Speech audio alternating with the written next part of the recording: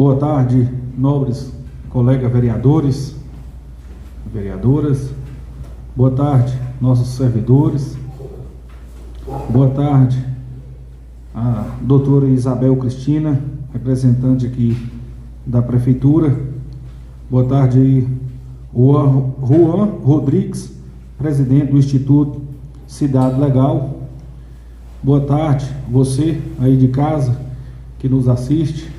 Em respeito e em consideração a vocês, cidadão gramogolense, que nós estamos aqui transmitindo essa reunião para que todos tenham a oportunidade de acompanhar os nossos trabalhos aqui na casa. Então, hoje nós estamos aqui reunidos e nessa reunião ordinária está presente aqui o presidente do Instituto Cidade Legal, Juan Rodrigues, e doutora Isabel Cristina, representante da Prefeitura, onde a população vai ter a oportunidade e o direito de tirar as suas dúvidas. Então, vocês que nos acompanham aí pelas redes sociais, pode estar mandando aí as dúvidas, o nosso técnico aí na área aí vai estar passando as informações, as perguntas, para estarmos aqui tentando trazer esclarecimento para todos. Então, muito obrigado. 17ª reunião ordinária da primeira sessão legislativa da 10ª legislatura da Câmara Municipal de Gramagogo, hoje, dia 3/11/2021, sobre a proteção de Deus e em nome do povo do município de Gramagogo, iniciamos os nossos trabalhos. Vou pedir licença aqui para os nossos colegas que, antes da gente entrar nos nossos trabalhos, eu vou dar a oportunidade aí para o Dr. Juan estar fazendo aí a explanação do trabalho que vai ser feito aqui na nossa cidade de Gramagogo. Então, desde já, muito obrigado, Juan Rodrigues. Passa a palavra para ele, para que ele possa se apresentar. Esse ângulo aqui dá para todo mundo ver, né? Boa tarde aí a todos, agradecer ao presidente e demais vereadores pela oportunidade, né? Como já previamente ressaltado, eu represento o Instituto Cidade Legal, hoje estou como presidente da entidade, era coordenador do setor jurídico e hoje estou na presidência. E o município de Gramagogo foi um dos municípios aqui da região onde a gente, tendo constatado a situação grave da irregularidade fundiária aqui do município, então procuramos a prefeitura para que pudéssemos eventualmente firmar algum tipo de parceria ou alinhamento para a realização dos trabalhos.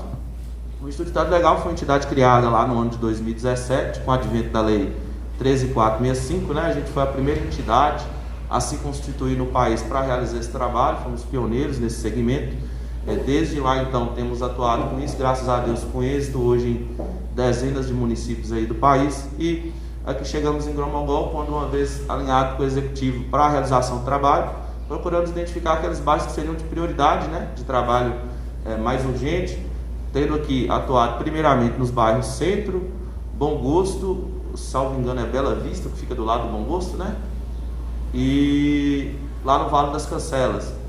Ambos os procedimentos estão em uma fase já bastante avançada. A gente já concluiu o projeto de regularização fundiária, que foi o parcelamento do solo através da medição dos imóveis e também de alguns levantamentos aéreos que foram realizados. Estamos na fase de notificação, onde o edital deve estar sendo publicado de hoje para amanhã, sobre aqueles que são proprietários de matrículas nessas áreas que vão ser notificados da ocorrência de um procedimento para regularizar as unidades que vão ser objeto de regularização. A gente está fazendo essa regularização por quadras, conforme a adesão dentro de uma quadra, tendo uma unidade, todas ou parte delas, a gente então realiza a regularização daquela quadra, das unidades que aderiram ali, né? A legislação ela permite que seja regularizado até mesmo lote a lote, mas você tem que descrever no mínimo a unidade da quadra onde aquele lote está localizado, e assim a gente tem feito tanto nesses bairros como no caso do Vale das Cancelas. O nosso trabalho ele funciona da seguinte maneira: a gente, uma vez identificado aquele bairro que tem um problema, aquela área que tem esse problema de irregularidade, a gente vai até a população explicar sobre o procedimento e realiza um mutirão de cadastro. As pessoas com os documentos pessoais mais o documento que comprova a ocupação do imóvel, o exercício da posse com ânimo de dono, né? A gente então confecciona um dossiê e realiza todos os trabalhos técnicos que essa legislação exige para que o imóvel ele seja regularizado. A lei ela tem como finalidade, essa lei de 2017, criar um procedimento mais simples, mais rápido, menos burocrático e financeiramente acessível a todas as classes sociais, né? Para se falar em regularização de imóveis, até a edição dessa lei, qualquer um que fosse regularizar tinha que gastar um bom dinheiro, 10 mil reais, 8 mil reais, para mais, e um procedimento que demorava muito, né? O mais comum era uso capião, procedimento demorado e caro. Aí a 13465 criou uma facilitação tanto do ponto de vista burocrático e administrativo, né? Uma lei que simplificou o procedimento, como também trouxe um procedimento acessível a todas as classes sociais, na medida em que se retirou desse processo os custos com cartório de registro de imóveis, os custos com cartório de notas. Você não tem que lavrar a escritura, porque ela já é emitida, né, através do ato do Poder Executivo dentro do procedimento de uma maneira simplificada. Você não tem um custo lá com o ITBI, porque a lei criou um instrumento específico que é a legitimação fundiária, que é a aquisição de natureza originária. Então, um procedimento mais rápido, né, eficiente e de um custo menor. O Instituto Cidade Legal se estabeleceu, né, numa sede logo aqui ao lado, em frente à igreja, e lá temos um atendente que fica a cargo de receber não só novas demandas, como também de dar esclarecimento sobre todos os procedimentos que estão em andamento. A gente tem também canais de comunicação através dos quais aqueles que são requerentes, que são clientes da instituição, podem estar procurando para saber sobre andamento de processo, sobre demandas que eventualmente se tenha e a gente possa eventualmente atender para regularizar. E a nossa expectativa é de que em torno aí, acredito que mais uns 30, 40 dias, a gente já tenha concluído a fase administrativa da Prefeitura sobre, pelo menos os 2 bairros, Bom Gosto e Centro, que já estão nessa fase mais avançada. Creio que agora, com a instauração do Vale das Cancelas, também deve se adiantar bastante, mas o Centro e o Bom Gosto, os projetos já estão concluídos. Acredito que mais uns 30, 40 dias a gente deve passar a emissão da certidão de regularização fundiária, que é o ato final da Prefeitura no processo, né? O processo ele acontece em 2 fases. A primeira é o processo administrativo da Prefeitura, onde se aprova o projeto de parcelamento do solo, o projeto de regularização fundiária, e emite a certidão de regularização fundiária com a CRF, que vão ambos para registro no cartório de registro de imóveis. Então, acredito que mais uns 30, 40 dias, que é o prazo que a lei fala que tem que se aguardar com a publicação do edital, a gente então deve estar passando a emissão da CRF com o projeto aprovado lá na Prefeitura para esses 2 bairros, e então já passar o alinhamento com o cartório de registro de imóveis, né? A gente que sempre que inicia um trabalho no município, não alinha somente com o Poder Executivo, onde corre parte do processo, mas também com o cartório de registro de imóveis, que é uma legislação nova, complexa, e tudo aquilo que a gente possa ajudar, né? A gente tem tutoriais que auxiliam até as serventias de registro de imóveis de como proceder para registrar a regularização de todos aqueles imóveis ali, já que é uma lei complexa. Então a nossa missão é auxiliar não só o executivo nessa função, que são as funções do executivo, mas também o cartório de registro de imóveis, e esperamos que leve o prazo que a legislação fala para o cartório registrar, que são 15 dias. Se superar esse prazo aí, eventualmente havendo alguma correção a se fazer ou algo alinhar, vai ser alinhado, e a nossa expectativa é que se conclua o mais rápido possível. Para a instituição, como qualquer empresa, quanto mais rápido o processo, melhor é, né? O custo é menor, além de também criar a prova social do trabalho, porque como é uma lei nova e é um benefício muito grande, tendo em vista o que se exigia para regularizar um imóvel, o que com essa lei se facilitou, a desconfiança é natural, né? Quando você chega para falar do trabalho para a população, pô, isso aí deve ser golpe, não tem cabimento, é uma coisa muito boa, tá muito fácil parecer verdade. E aí, muito importante, uma atividade que nem essa que a gente está desenvolvendo aqui hoje, né? Porque a Câmara é onde estão os porta-vozes da população, e uma vez todo mundo bem instruído sobre como é o procedimento, como que isso funciona, o que essa lei trouxe mesmo, qual que é a função do Instituto, qual que é a função do Executivo, do cartório. Acho que isso aí é muito importante, porque quando questionados, né, pela população, serão ali pessoas que podem multiplicar a ideia da importância que é realizar esse trabalho. Lá na Prefeitura são praticados 3 atos de autoria exclusiva do Executivo, que é instaurar o procedimento, aprovar o projeto e emitir a certidão de regularização fundiária. Para que esses atos aconteçam, a entidade realiza os trabalhos técnicos, tanto da parte de engenharia quanto da parte jurídica, administrativa, auxiliando o executivo. Feito isso, é enviado para o cartório para registro, onde a entidade, a Cidade Legal, acompanha o registro para garantir a efetividade do direito de todos aqueles que são nossos requerentes. Se alguém tiver alguma dúvida, algum apontamento, eventualmente eu posso ter esquecido de falar algo, a gente está à disposição para esclarecer. Tem uma pergunta.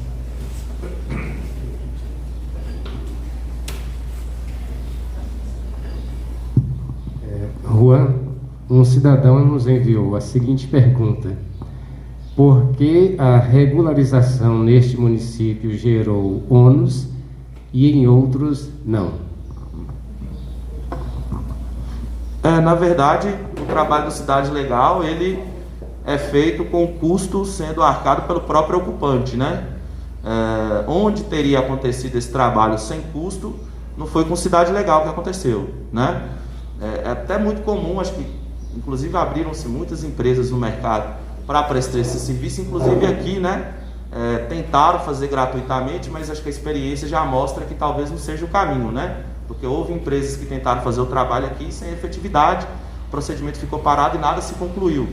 Diferentemente, posso afirmar com toda convicção, vai ser o caso do Cidade Legal, né? Vieram aqui e não cobraram, a prefeitura, acho que na gestão passada, tentou fazer o trabalho, mas que não deu em nada, diferentemente do nosso, que está sendo cobrado, mas vai dar certo, com certeza absoluta. Então, sobre trabalho que foi feito em outro município que não houve custo, eu não tenho ciência, não foi do Instituto Cidade Legal o trabalho, mas diferente da empresa que atuou aqui e não concluiu o procedimento, a nossa vai concluir.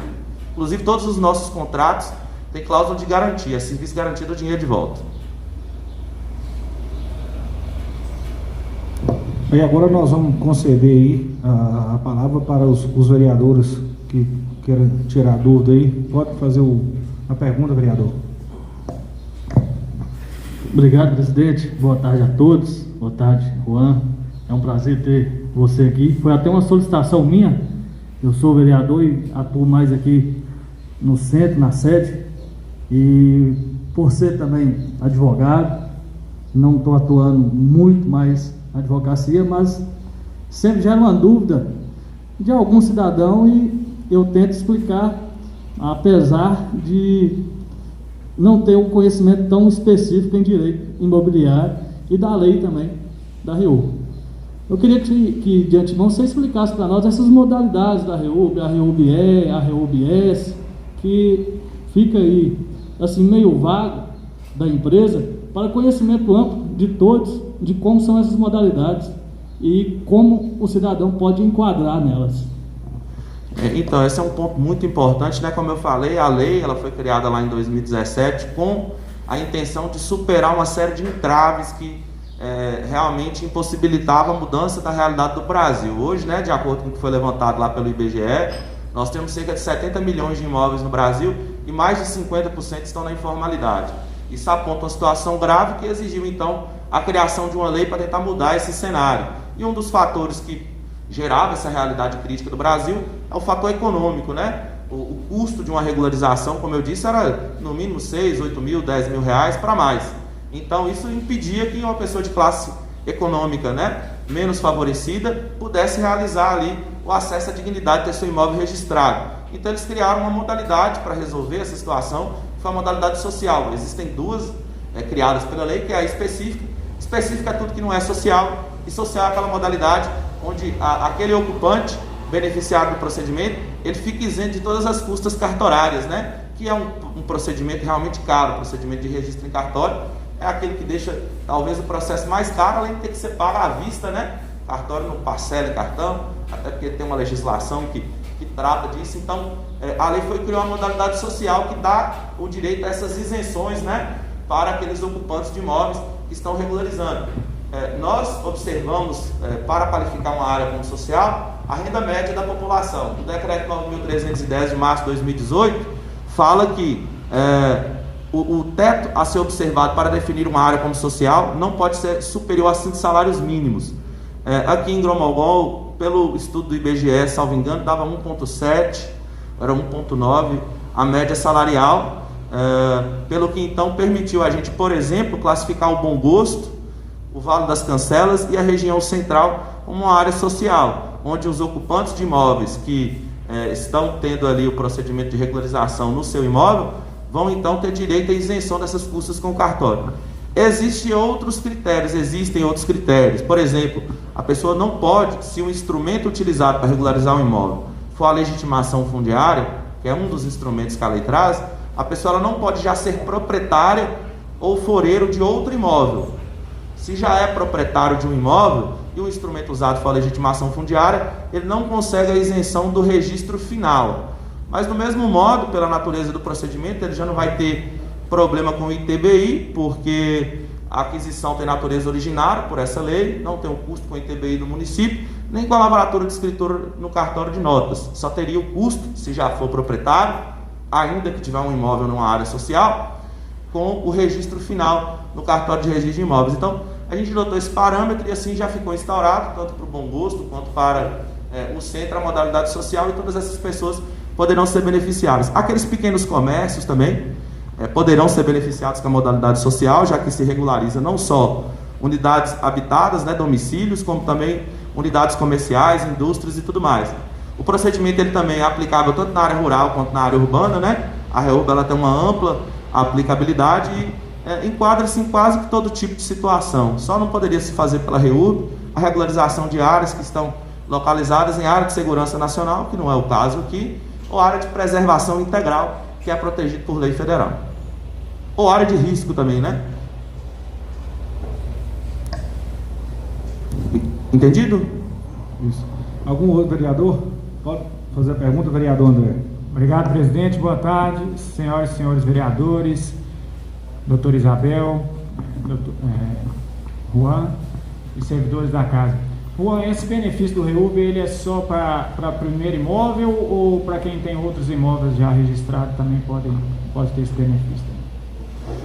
Não existe uma limitação quantitativa para usar a REURB para regularizar um imóvel. Porém, quando já proprietário de um imóvel, você não vai fazer jus à isenção, se tiver imóvel numa área social, do registro final. Aí terá um custo sobre esse registro final, que é em torno de 2,5 sobre o valor do imóvel, geralmente valor venal do imóvel, que é bem baixo, Se já for proprietário. Se não for, aí também vai de graça o registro. E aí, independente da quantidade de imóveis? Não, pode se regularizar infinitamente os imóveis. Vai ser a mesma alíquota aí, 2,5 sobre o valor do imóvel? Esse é o único custo a mais que vai ter? Seria, se a pessoa já for proprietária. Seria. Tem cartório que até registra, mesmo nessa situação, primeiro. Dentro da liberalidade deles lá, a legislação fala da restrição. Que se houver já a propriedade registrada em nome daquele que está tendo o imóvel regularizado, então ele não faz jus à isenção final do registro no cartório de imóveis só. Só no registro? Só no registro. Mas infinitos imóveis podem ser registrados. Não há uma limitação quantitativa, se tiver 10, 20, 30, 100, poderia ser regularizado, porque a ideia é resolver o problema que eu citei, de mais de 50% do país está na informalidade. Então a ideia é resolver o problema. Você não poderia, então, restringir, senão iria contra aquilo que são os princípios da legislação. Obrigado. Aí, está com a palavra a vereadora Marli. Eu acho que, eu não sei se os outros tiveram a mesma dúvida que eu, assim, ao falar, a questão, a pessoa só tem direito a registrar o imóvel sem custos de cartório, apenas um imóvel, não é? Ou não, assim, sem custos de cartório. Como é que é essa parte? Sim. Quanto a isso, sim. O primeiro imóvel seria isento de custos. Se você tiver 2 e não for proprietário, o segundo você vai ter o custo com o registro final no cartório de registro de imóveis. Se o instrumento utilizado for a legitimação fundiária, se for um contrato de compra e venda, uma doação ou outro instrumento, o segundo pode ser isento também. É porque a restrição de não ser proprietário é para regularizar na modalidade social através de um instrumento chamado legitimação fundiária. Mas eu posso, por exemplo, regularizar um imóvel pela legitimação fundiária, um segundo pelo contrato de compra e venda, se for o caso, e todos os dois serem gratuitos. Aí, normalmente, o instrumento que se utiliza é a legitimação fundiária. Tem que ser analisado o caso daquela área para verificar se o instrumento vai ser a legitimação fundiária ou não. Mas a regra é que o segundo será cobrado, o emolumento final de registro no cartório de registro de imóveis. Tá. E aí, quando você falou desse prazo aí, desses 30, 40 dias, já é para entrega da documentação ou ainda não? O prazo de 30 a 40 dias é para emissão da certidão de regularização fundiária, CRF. Ela vai a registro no cartório. Então, é a fase final do município, mas ainda tem a fase do cartório para registro, que a lei fala que é 15 dias para registrar. Então, pelo que eu entendi aí, mais ou menos daqui no máximo 2 meses, as primeiras pessoas, esses primeiros bairros já vão estar recebendo os seus documentos. É provável. Se a legislação, o prazo que está na legislação for seguido, nesse prazo, porque o cartório vai enfrentar pela primeira vez a demanda, né? Primeira vez é normal ter alguma dificuldade, a gente vai estar lá de perto para poder auxiliar no que eles acharem viável e da nossa parte estaremos lá todo dispor, mas é possível que eles levem algum tempo a mais. Lá no começo, quando começou a fazer as primeiras documentações, então assim, houve muitos boatos, e é interessante esclarecer para a população. Eu tentei com o REUB em tal cidade, meu documento não saiu, e aí outro também, e já teve outros que saíram. Você pode falar para a gente o que pode dificultar, o que aconteceu nesses casos que a pessoa não conseguiu a documentação? Exemplo. O único município onde a gente tem problema é o município de Montes Claros, por uma questão meramente política lá. Não existe problema em outro município. Salinas, o cartório de Salinas garrou um pouco também no começo, mas agora as questões estão superadas. Mas problema mesmo foi só no município de Montes Claros, mas por uma questão do Poder Executivo. A gente impetrou um mandado de segurança e venceu na primeira instância e está em recurso no tribunal, mas por uma questão meramente política deles lá mesmo. A prefeitura não fez o que tinha que fazer, só por isso. Mas nos outros municípios o trabalho flui normal. Em Mirabela, que foi o primeiro município que a gente começou, a gente regularizou lá mais de 1.000 imóveis, porém a região do centro ficou 3 anos quase para regularizar. Está saindo sexta-feira agora, porque foi quando a gente teve uma divergência com a Igreja Católica, que impugnou o procedimento. Ela foi contra a regularização sem ter prerrogativa para negar, porque eles venderam os imóveis à época, deram um contrato de compra e venda, mas na hora de passar o registro, aí eles queriam ganhar um pouco mais de dinheiro. E as pessoas já moram lá 30, 40, 50 anos, né? Não tem como você reivindicar um direito sobre a propriedade imóvel de alguém que já ocupa lá 50 anos. E aí a gente enfrentou a demanda, vencemos, né? Em série de recursos, tivemos a decisão favorável contra a Mitra Diocesana, que é a pessoa jurídica responsável pelo patrimônio da igreja. Nós vencemos e então foi para registro e está saindo agora só depois disso. Lá teve esse problema. Agora o município é só Montes Claros mesmo, lá é terrível. E outra pergunta aqui é o que mais pode acontecer para impedir que saia a documentação? Por exemplo, a pessoa vai lá, contrata o serviço com a REUB, o que pode, fora a prefeitura, o que pode impedir que ela receba a documentação dela? Impedir, eu não acho que possa existir algo que vai impedir efetivamente, porque a gente sempre vai fazer tudo que for necessário, como a medida que a gente tomou em Montes Claros de ir a juiz, impetrar um mandado de segurança, e toda vez que for necessário, seja contra o município, que não vai acontecer aqui em Gromogol, porque o trabalho é muito bem alinhado, a prefeitura é extremamente dedicada ao trabalho e eficiente, mas se fosse o caso, né, como é o lá de Montes Claros, a gente enfrentaria a demanda e resolveria cedo ou tarde, acaba atrapalhando o prazo. E outro é no cartório, onde vai o registro, né? Muitas vezes, por falta de experiência com o procedimento mesmo, é uma coisa nova, é uma legislação complexa. A gente inclusive criou um tutorial orientando os cartórios de como proceder sobre os atos de registros dentro da REUB, né? Que facilita muito. Então a gente costuma ir até a serventia, dialogar com o oficial, os responsáveis técnicos, para auxiliar em como fazer o trabalho e assim garantir celeridade. Mas ou a prefeitura atrasa ou o cartório atrasa, são essas as possibilidades. Mas nenhum deles pode impedir, né? Porque a lei está aí para dizer o que é o dever ser, o que é a obrigação e o que é o direito. Se houver resistência em alguma das partes que participam do procedimento, o Estado Legal sempre toma as medidas que forem necessárias para superar essa resistência.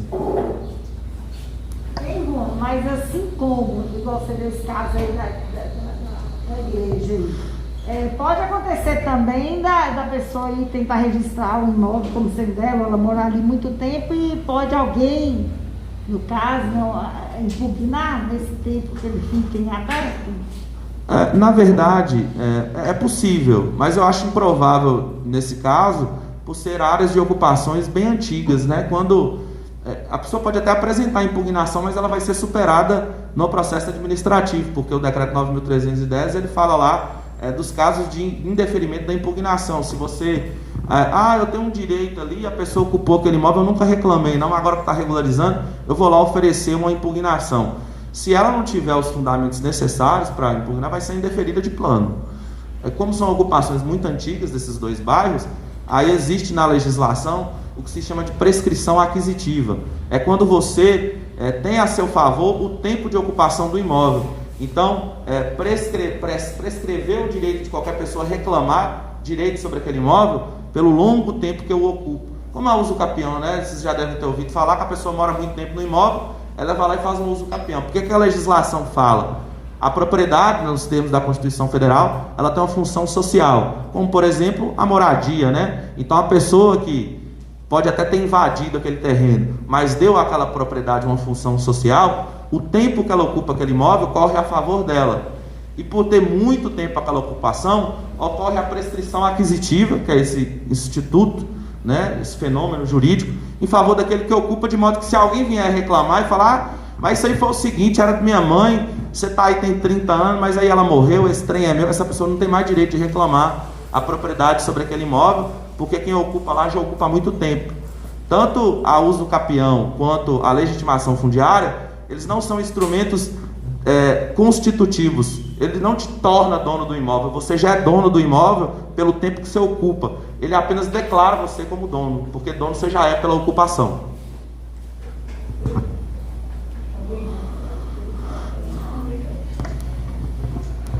Tá disponível aí, doutor Cláudio? Alguém quiser fazer alguma pergunta?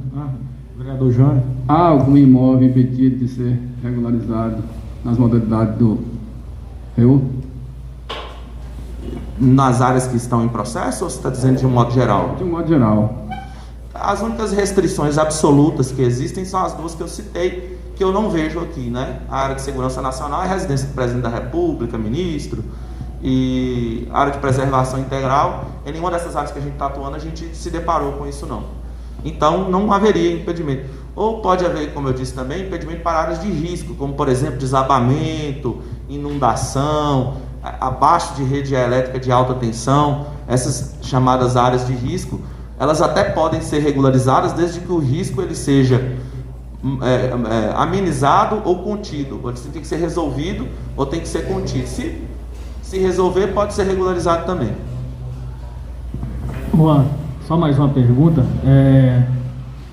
Prazo de requerimento, isso aí. Protocolou lá o requerimento. Até o prazo final de estar com o título na mão, parte do Instituto e parte da Prefeitura, que você já falou que o cartório, por lei, teria 15 dias. Creio eu que, com as eventuais que possui lá, iriam cumprir com isso. Sim, iriam sim. Eu posso falar com precisão delas, que todos os serviços até hoje que precisei foram disponibilizados com presteza. Inclusive, ela colocou que os outros títulos da gestão passada não saiu porque teve um problema com as quadras.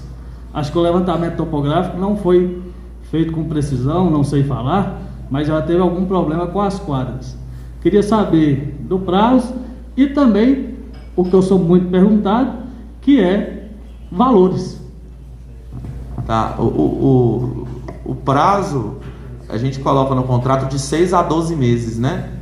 Pelos prazos legais que existem. Mas aqui eu acredito que deve sair nesse prazo que eu já disse, né? Mas normalmente a gente leva 6 meses para regularizar uma área ou menos. Eu tive lá em Cambuí mês passado, onde a gente concluiu o procedimento em 3 meses e meio. Agora, na próxima semana, a gente vai estar concluindo em Extrema, que é lá no sul de Minas, em 1 mês e meio.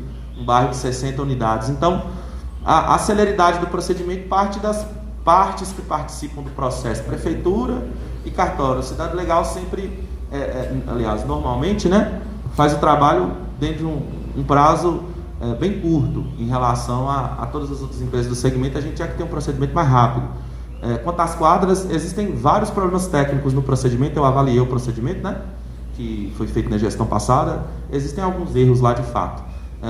Quanto a valor, aqui foi o município onde a gente colocou o valor menor em razão ao alinhamento que tem lá na prefeitura mesmo, com a administração. A gente cobra lá no sul de Minas mesmo, a partir de R$ 2.000, R$ 2.500, R$ 4.000 a unidade, né?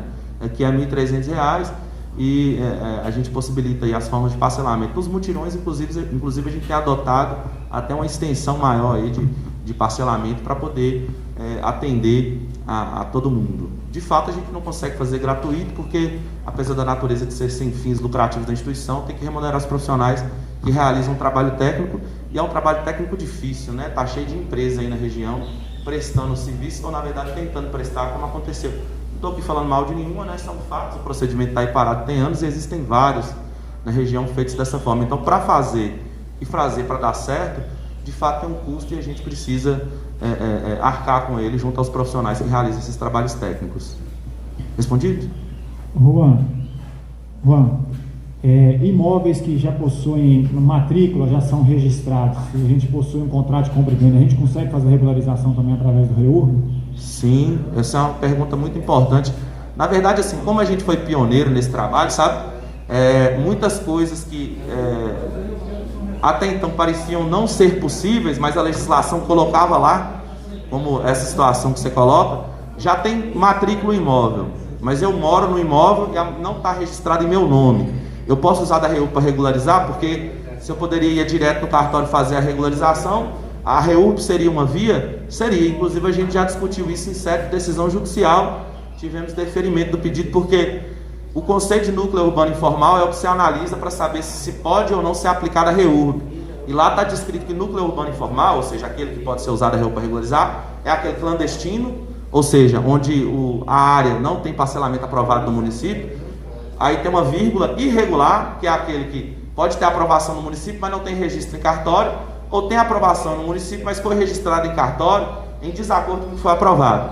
Aí tem um conectivo ou, né, alternativo depois de irregular, aquele em quem não foi possível fazer a titulação do ocupante, ainda que atendida a legislação vigente à época da regularização. Então, a falta de titulação, a mera falta de titulação em nome do ocupante, mesmo que o imóvel tenha matrícula, que tenha parcelamento registrado, torna também possível a utilização do procedimento da REURB para regularizar. Porque pode, por exemplo, o vendedor ter morrido, estar impossibilitado, você tem um contrato de compra e venda, mas a pessoa, né? No livro, inclusive, no livro de que a gente tem autoria, lá a gente cita o fator econômico como a situação que é superada usando a lei, porque todos os problemas que você possa superar usando a 13465 torna aplicável o procedimento da REURB. Então, por exemplo, você tem a matrícula lá no nome do seu pai que faleceu e deixou o imóvel lá para você, pode ter tido inventário, pode não ter, às vezes teve, mas não registrou formal de partilha, não teve. Aí você fala, por que eu não vou lá e regularizo direto? Ou às vezes a pessoa é viva, né? No caso de morto não poderia, mas ainda que fosse vivo poderia ir lá e transferir. Só que aí tem um fator econômico. Se lá é uma área social e se fosse registrar direto no cartório, sendo possível, teria um custo para isso. Como a 13465 traz a dispensa dos custos, né? A dispensa não, ela torna inexigível, retira o custo do cartório, então o fator econômico aí está sendo uma maneira de, usando a 13465, se superar e aquela pessoa conseguir registrar um imóvel. Não tem dinheiro, o que adianta ter a matrícula, né? Ter parcelamento registrado, só que o titular do imóvel, a pessoa que ocupa o imóvel, não tem dinheiro para ir lá e fazer o procedimento pela REURB, retiraria as custas do cartório. Então, nesse caso que eu citei aqui a respeito do imóvel que já tem matrícula, existe um contrato de compra e venda, pela REURB nós teríamos então só a despesa com o registro. Não teria, se for uma área social, não tem despesa nenhuma, né?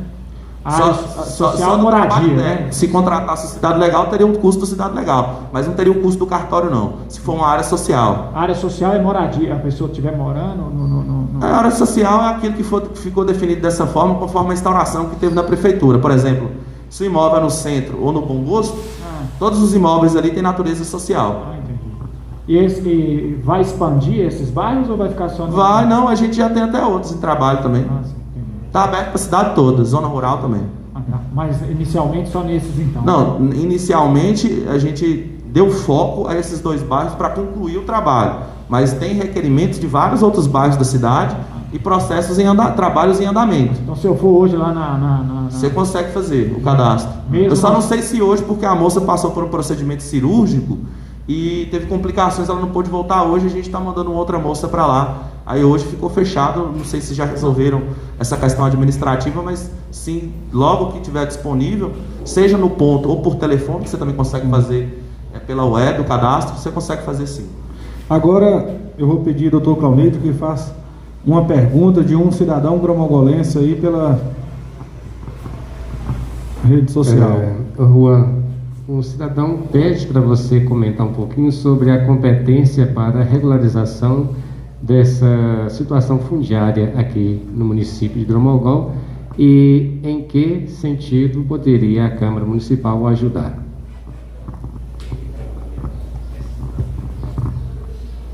Na verdade, eu vejo a participação do Legislativo assim como o trabalho, para ele dar certo, tem que ter engajamento social. As pessoas elas precisam entender a importância da legalização de um imóvel, porque uma vez legalizado, você gera uma alavancagem social e econômica para o município. A pessoa que tem imóvel regularizado, ela vai conseguir vender ele financiado, ela vai poder contrair empréstimo a juros mais vantajosos, investir no negócio dela. Empresas que vão se sediar em um município só vão se estabelecer em áreas que estejam regularizadas. Se a prefeitura tem um imóvel e não possui o registro, ela só vai trabalhar com recurso próprio naquele ali, ela não vai conseguir captar um recurso do governo federal, do governo do estado.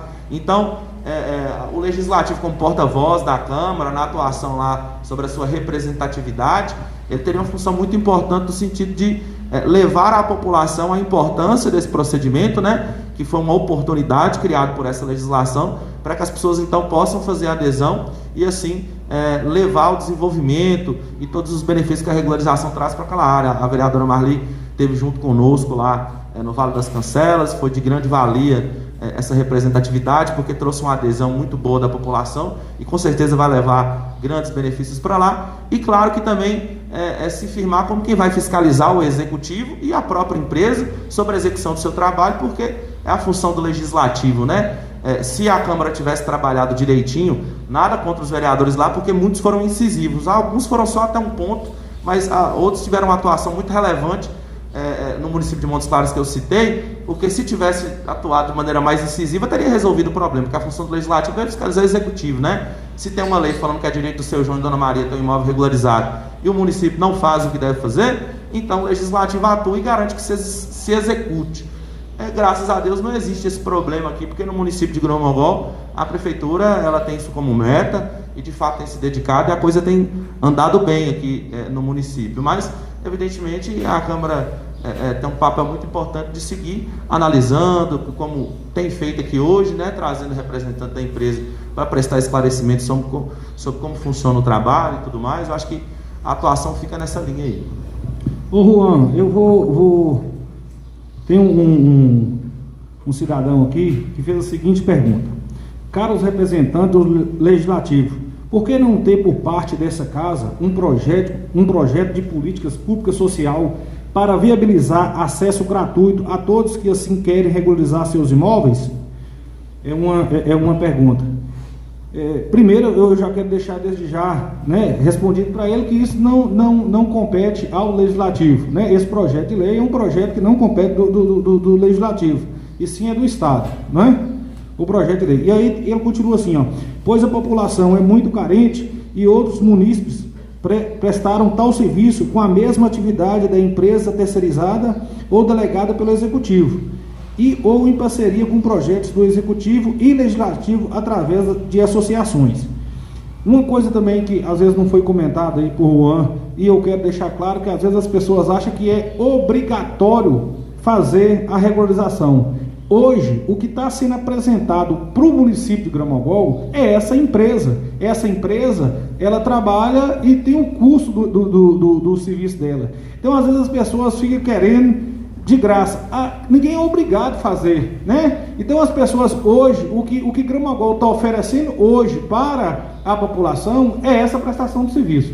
Se depois o Executivo, né, tiver uma intenção aí de contratar uma equipe para fazer isso aí gratuito, pode vir a acontecer, mas hoje o que tem no momento essa oferta, né? Essa prestação de serviço, que não é obrigatório. O povo tem que entender que isso não é obrigatório. Faz quem quiser, quem achar interessante, quem tem aí as condições de fazer, porque ficam as pessoas sempre criticando, né? Querendo ser gratuito, e as pessoas têm que entender que é uma oportunidade para aquelas que querem, que está podendo, né? Então, eu queria, se o senhor puder, dar uma explanação maior nessa pergunta.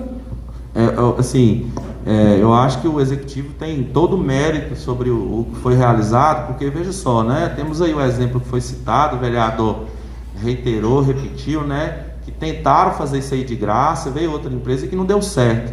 Não adianta oferecer de graça se não dá certo. Se você oferecer com custo, mas tiver eficiência, ao menos você está possibilitando daqueles que querem fazerem, né? Mas a gente já abriu diversas exceções para algumas pessoas que não tinham condição socioeconômica aqui, para pagar até prestação de R$50 por mês.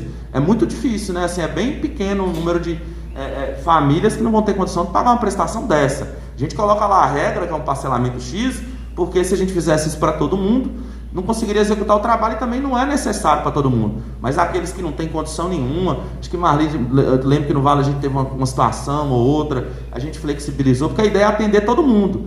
Então, eu tenho certeza, até porque da primeira vez que a gente veio aqui falar do trabalho, até se firmar a parceria, a prefeitura foi investigar tudo sobre a empresa. O prefeito Diego me pediu para aguardar muito tempo. Eles estudaram toda a realidade, verificaram a idoneidade da empresa, a eficiência do serviço. Eles tiveram um cuidado de, apesar de trazer alguém que vai gerar um custo para regularizar, mas que fosse traga uma empresa que tem eficiência no trabalho que presta. Então, nós não batemos lá ontem e chegamos aqui, e chegamos hoje. Foi feita uma análise pelo Executivo, conversamos muito, voltamos lá, até iniciar esse trabalho aqui. Então, o Executivo tem um mérito de ter pesquisado, de ter se dedicado. Eu conheci o Diego há muito tempo atrás, aí, quando eu fui assessor de comunicação na prefeitura de Josenópolis, onde o cunhado do meu tio era prefeito lá, e aí eu conheci, mas conversei poucas vezes, conversei mais com o Gés do que com o Diego até, mas a nossa relação se ateve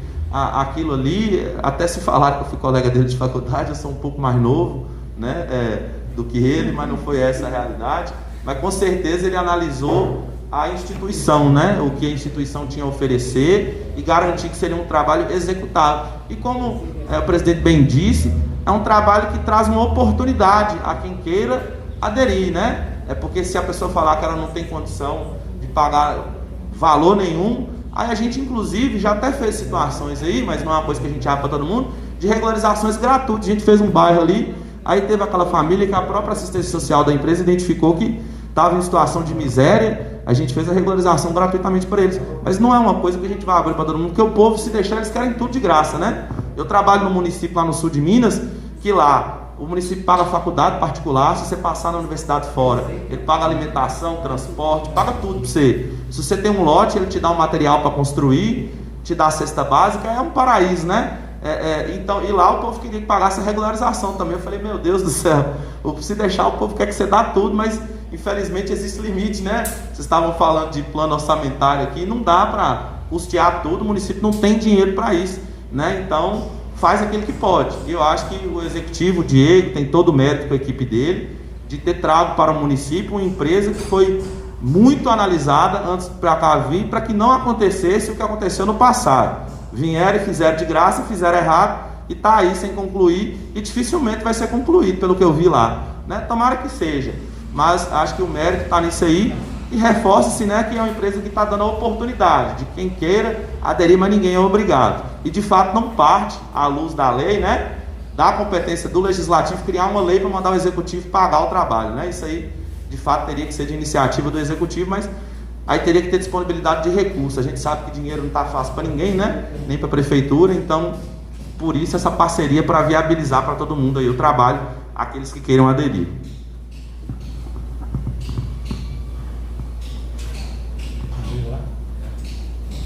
Ô doutor, tem mais alguma pergunta aí, que senhor?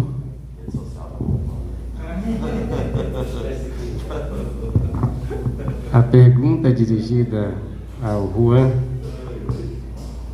Fala o seguinte: a pessoa ela tem um bem imóvel a inventariar. Se eles conseguem fazer a regularização antes do termo de inventariante. Normalmente sim, né? Era bom analisar o caso em específico, porque eu não sei qual que é a situação do imóvel que tá a ser inventariado. Se ele é clandestino ou irregular, aí já acaba a REURB. Se não é, porque o inventário vai ser um procedimento para fazer a partilha de um bem. O que eu preciso para regularizar um bem? Que você comprove a ocupação dele, e às vezes vai ser o formal de partilha ou algum documento desse tipo que vai comprovar que você é proprietário, você tem a posse daquele imóvel com ânimo de dono, e com esse documento eu vou regularizar. Não vai ser um impeditivo isso, mas era bom saber qual que é a situação do imóvel. Mas não é um impeditivo existir um bem a inventariar para que ele seja regularizado, não. Ele poderia ser regularizado sim. Era só bom analisar o caso em específico mesmo. Mas a regra é que poderia sim. Pode ficar à vontade, vereador. Juan, citar um exemplo aqui para complicar, aqui só para... Podem ficar à vontade, gente, eu estou por conta. Veja bem, no caso que eu estava falando aqui, o imóvel tem um registro em nome de uma pessoa, essa pessoa está com execução em nome, né, da pessoa, porém o dono do lote, a pessoa tem a posse, né, já por um tempo. Ele consegue regularizar, mesmo assim, o imóvel já tendo um registro em nome de uma pessoa que está sofrendo execução, e o imóvel já está no processo de execução, entendeu? Mas o proprietário que está solicitando a legalização, ele tem a posse há mais tempo, ele consegue regularizar também? Na verdade, a sanação da questão judicial, quando o imóvel está sob júdice, né, está em julgamento, em um caso, por exemplo, de execução, se for modalidade específica, é indispensável que a contenda, que a situação judicial, ela tenha sido resolvida. Se numa área social, aí você pode noticiar o juiz da causa que existe um procedimento administrativo em andamento que pode ser a via para resolver aquela contenda. Então, no caso de áreas sociais, a pendência de um processo judicial não é um impedimento. Só que dentro do procedimento, aí aquele que vai ser notificado como proprietário tabular, né, como proprietário do imóvel registrado em cartório, ele vai poder oferecer impugnação. Se for razoável, aí pode impedir que se regularize o nome daquela pessoa. Se a impugnação não for razoável, não for fundamentada, não existir razão, não tiver certo quem está impugnando, aí vai ser indeferido e a pessoa consegue regularizar. Agora, numa situação, num trâmite legal que o cartório pede as certidões, né? No caso aqui eu vou falar nem que esteja passando por uma execução. Se esse imóvel, por exemplo, eu não consigo regularizar ele pelas vias normais, cartório, de ofício, registro, porque eu não consegui tirar uma certidão negativa, porque o proprietário, o imóvel está registrado em nome da pessoa que não consegue emitir a certidão, mas não está em fase de execução. Ele consegue? Consegue sim, consegue sim. Na verdade, como eu disse, né? A legislação, ela veio, essa 13465, a 14.118, que alterou a 13465, e o decreto também, né? Para desburocratizar o procedimento. Você não precisa nem estar em dia com o IPTU para regularizar seu imóvel, para você ter ideia. Você não precisa apresentar uma CND. Ele dispensou toda aquela burocracia. Por que o legislador pensou? Ele olhou o estudo do IBGE. Meu Deus, metade do Brasil está irregular. Isso atrasa o país. Atrasa. Porque país desenvolvido você não tem esse tipo de problema, não no nível que tem aqui. Porque isso atrasa o país. Então, o que a gente tem que fazer? Tudo que deu trabalho até hoje para impedir de regularizar, nós vamos tirar. Então, o CND também não é exigida para não ter essa burocracia e impedir a regularização. Tá bom de você ir para Bahia. Na Bahia não tem, na Bahia não tem muito imóvel regularizado. Tem, né?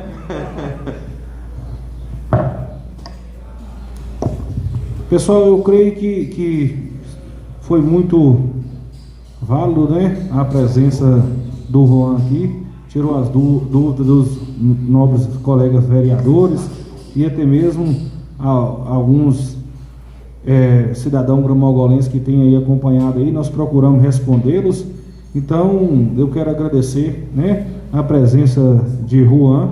Eu creio que, igual ele disse, aqui tem, né, o escritório, ele já disse onde que fica o escritório, e tem uma pessoa disponível lá, nesse escritório, para sanar as dúvidas, tirar alguma dúvida, orientar as pessoas que queiram, né, tá se ingressando aí nessa regularização.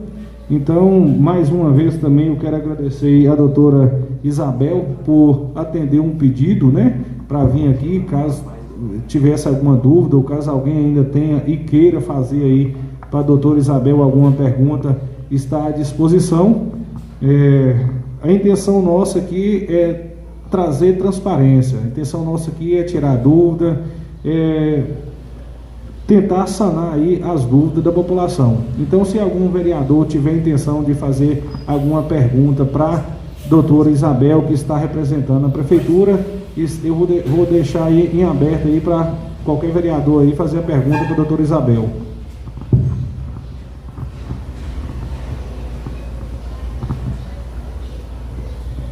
Então, obrigado aos vereadores. Eu creio que está o Juan, ele tem um conhecimento bem amplo e creio que tem convicção do que fala, então nem está gerando dúvida aí, né? Todos os acasos aí que estão sendo levantados, ele está tendo aí uma resposta para dar para a população.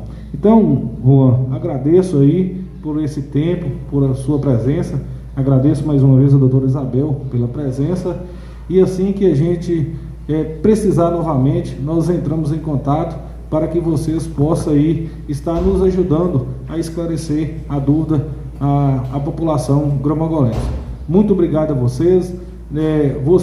Se caso vocês queiram nos prestigiar aí na condução dos nossos trabalhos e quiser ficar aqui, né, será bem-vinda a presença suas.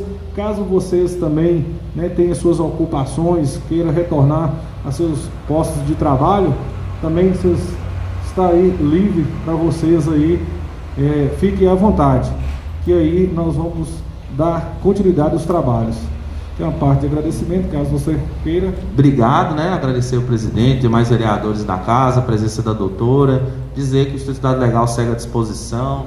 A Marli tem o meu contato pessoal, todo aquele que precisar falar comigo, eu estou à disposição. De fato, a gente tem outros compromissos, inclusive agora fazer os protocolos de alguns projetos lá na prefeitura, né, para dar seguimento aos trabalhos, mas foi muito proveitosa, tenho certeza que de grande valia aí, e também parabenizar o Legislativo pela iniciativa de buscar esclarecer, de dar transparência àquilo que vem sendo realizado no município, e seguindo sempre à disposição aí no que pudermos servir, e desejo uma reunião muito produtiva aí para todos vocês. Uma boa tarde. Muito obrigado.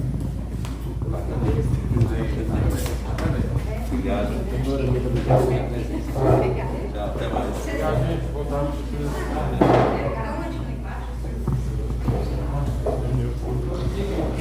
Peça à secretária Fatinha que assuma seu posto de trabalho e peço aí, Fatinha, que você faça aí a leitura da ata anterior, para que assim damos sequência ao nosso trabalho.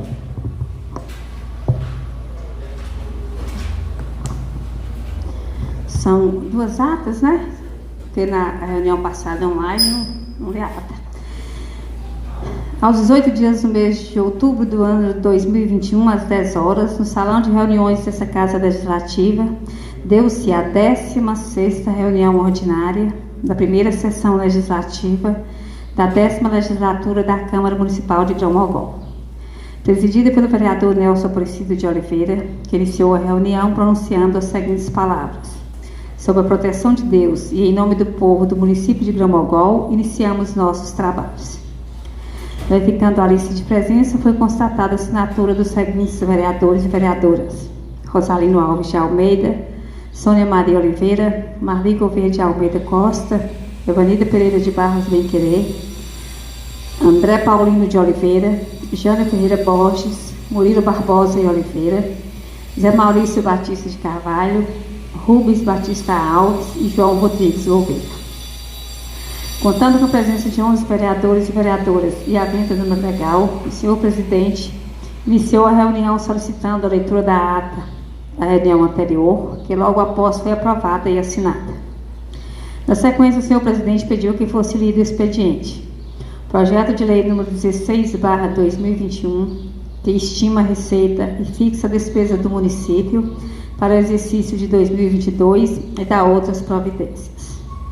Projeto de lei número 17/2021, que dispõe sobre o plano plurianual para o período 2022-2025.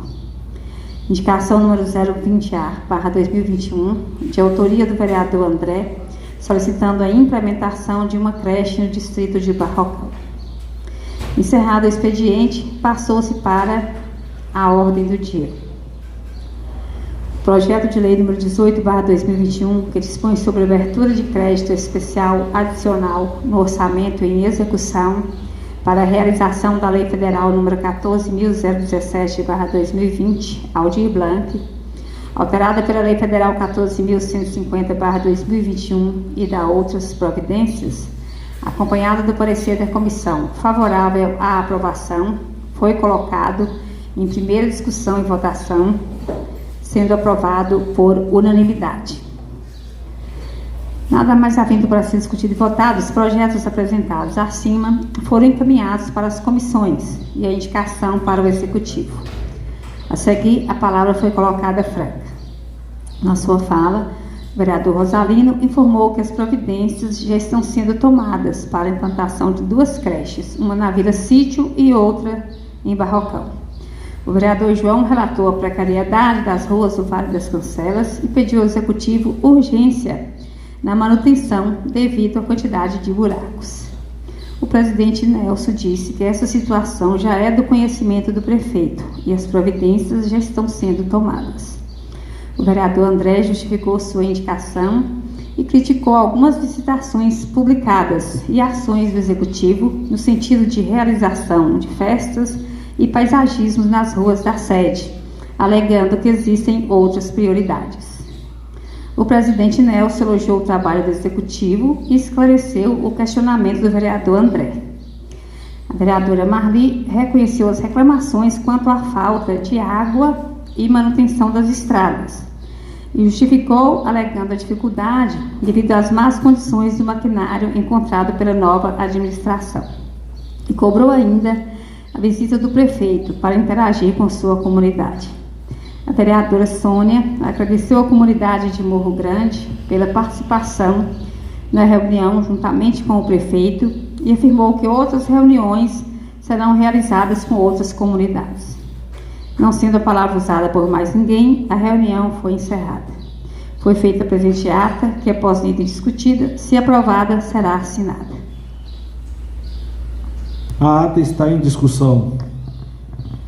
Fatinha, só pedir para constar aí que eu elogiei também a administração na área da saúde. Depois, parabenizei a secretária, já que constou aí que eu estou falando das prioridades. Não, foi nessa última reunião aí. Consta aí que eu...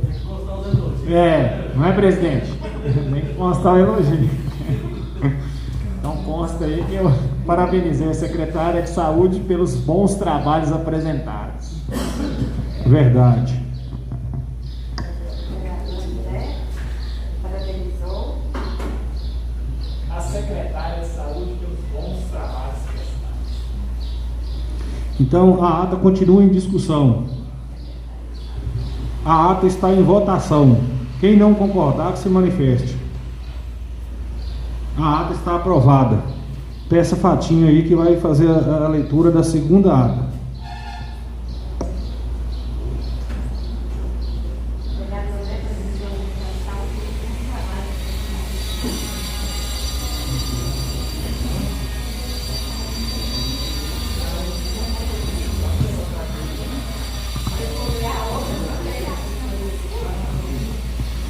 Ata da 4ª reunião extraordinária da primeira sessão legislativa da 10ª legislatura da Câmara Municipal de Gramagogo. Aos 25 dias do mês de outubro do ano 2021, às 10 horas, no salão de reuniões dessa Casa Legislativa, deu-se a 4ª reunião extraordinária da primeira sessão legislativa da 10ª legislatura da Câmara Municipal de Grão-Mogol, presidida online pelo vereador Nelson Priscila de Oliveira, que iniciou a reunião pronunciando as seguintes palavras: sob a proteção de Deus e em nome do povo do município de Grão-Mogol, iniciamos nossos trabalhos. Presentes online os seguintes vereadores e vereadoras: Rosalino Alves de Almeida, Sônia Maria Oliveira, Marli Gouveia de Almeida Costa, Evanilda Pereira de Barros Benquerê, André Paulino de Oliveira, Jânio Ferreira Borges, Murilo Barbosa de Oliveira e Rubens Batista Alves. Os vereadores Zé Maurício Batista de Carvalho e João Rodrigues Gouveia votaram via telefone por falta de sinal de internet no momento da reunião. Contando com a presença online de 9 vereadores e vereadoras e havendo número legal, o senhor presidente deu início aos trabalhos informando o motivo da reunião extraordinária solicitada pelo prefeito através do ofício número GAP 209/2021, de 18/10/2021. Na sequência, o projeto de lei 18/2021, que dispõe sobre a abertura de crédito especial adicional no orçamento e execução para a realização da Lei Federal número 14.017/2020, Aldir Blanc, alterada pela Lei Federal número 14.150/2021 e da outras providências, foi colocado em segunda e terceira discussão e votação, sendo aprovado por unanimidade e despachado para a sanção. A seguir, a palavra foi colocada franca. O vereador Murilo questionou falta de organização por parte do Executivo, que não informou ao Legislativo a urgência na votação do referido projeto de lei, quando da remessa do mesmo para apreciação, causando assim a convocação de reunião extraordinária. O presidente Nelson justificou e defendeu que a Câmara faz sua parte no sentido de ajudar a administração para o bem comum e que, no depender dessa Casa Legislativa, será usado sempre o bom senso para que o município não fique prejudicado. A vereadora Evanilda também manifestou apoio às palavras do presidente. Não sendo a palavra usada por mais ninguém, a reunião foi encerrada. Foi feita a presente ata, que após item discutido, se aprovada, será assinada. A ata está em discussão. Alguém quiser manifestar? A ata está em votação. Quem não concorda, se manifeste. A ata está aprovada.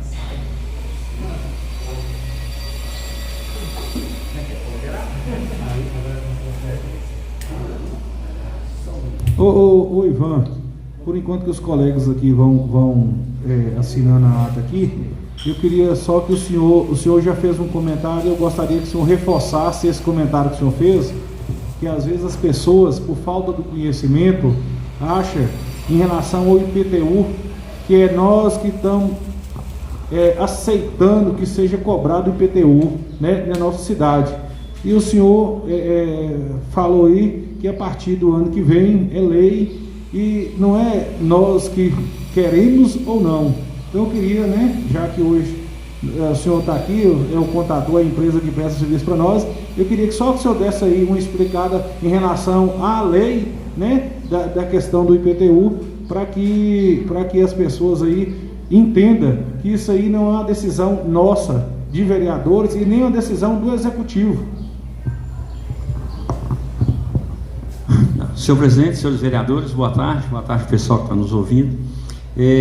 A questão do IPTU já é uma questão que os municípios, eles são obrigados a instituir e cobrar todos os tributos da sua competência, né? Então, quais são os tributos que é da competência do município? ISS, ITBI e IPTU. Então, por muitos anos, os municípios relutaram em cobrar o IPTU.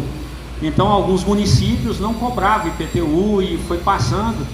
E tem uma norma constitucional que fala que se o município não arrecadar, ele fica impedido de receber, eu falei norma constitucional, mas acho que é uma lei, tá certo?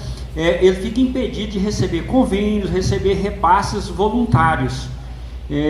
E aí o que acontece? E o Tribunal de Contas, ele tem feito uma ofensiva muito grande em cima dos municípios. Então todo ano ele tem feito um questionário, e esse questionário, então, é muito claro lá as perguntas sobre a arrecadação do IPTU, e aí eles estão dando um ultimato aos municípios, que os municípios têm que regularizar e cobrar o ano que vem.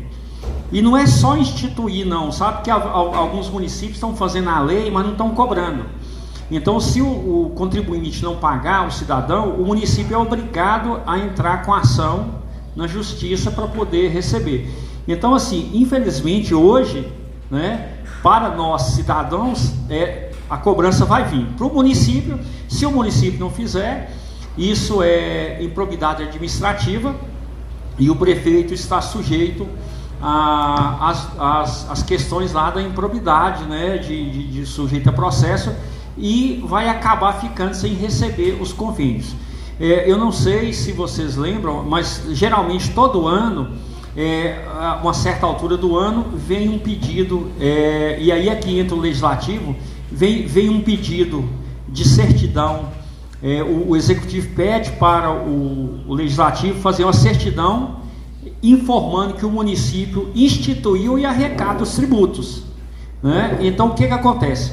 Então o legislativo, de certa forma, ele também está nesse processo, porque o ano que vem, quando vier o pedido da certidão para celebrar os convênios e os acordos, vai vir e aí vai responder. E aí o presidente, né, representando a Câmara, vai ter que responder se está cobrando ou se não está cobrando o tributo. Então a cobrança era obrigatória, inclusive aqui no município. Não é só o IPTU, mas aí o Código Tributário vai passar por uma reforma, que não tem jeito, é muito antigo, né? Então aí precisa cobrar mesmo, não tem jeito. Eu vou passar a palavra ao nosso vereador André, tirar alguma dúvida aí, aproveitando a oportunidade do nosso contador aqui da Câmara. Pode. Obrigado, presidente. Boa tarde, Ivan. Nós tínhamos a situação aqui de haver a cobrança, porém, quando o município não paga, o morador não paga, ele não é executado, a prefeitura não leva para a dívida ativa. Então, a partir dessa lei aí que você está dizendo, a prefeitura, se no período de 5 anos o proprietário não pagar o IPTU, ele vai sofrer execução, vai ser levado a dívida ativa, o valor vai ser cobrado, a prefeitura vai levar para a dívida ativa, vai cobrar, ou vai permanecer da mesma maneira, não vai ser executado. Como vai ser? Você entende? Boa tarde, vereador. O que acontece? A exigência é instituir e cobrar. E a cobrança, ela passa por isso, ela vai ter que ser executada. Então o município, o gestor pode até fazer opção e não cobrar, mas ele vai responder por isso. Nós temos um caso aqui de Januária. Eu tenho um amigo que foi secretário de Fazenda lá. Ele está respondendo um processo porque na época dele eles não fizeram inscrição da dívida ativa dos IPTUs e nem fizeram as execuções.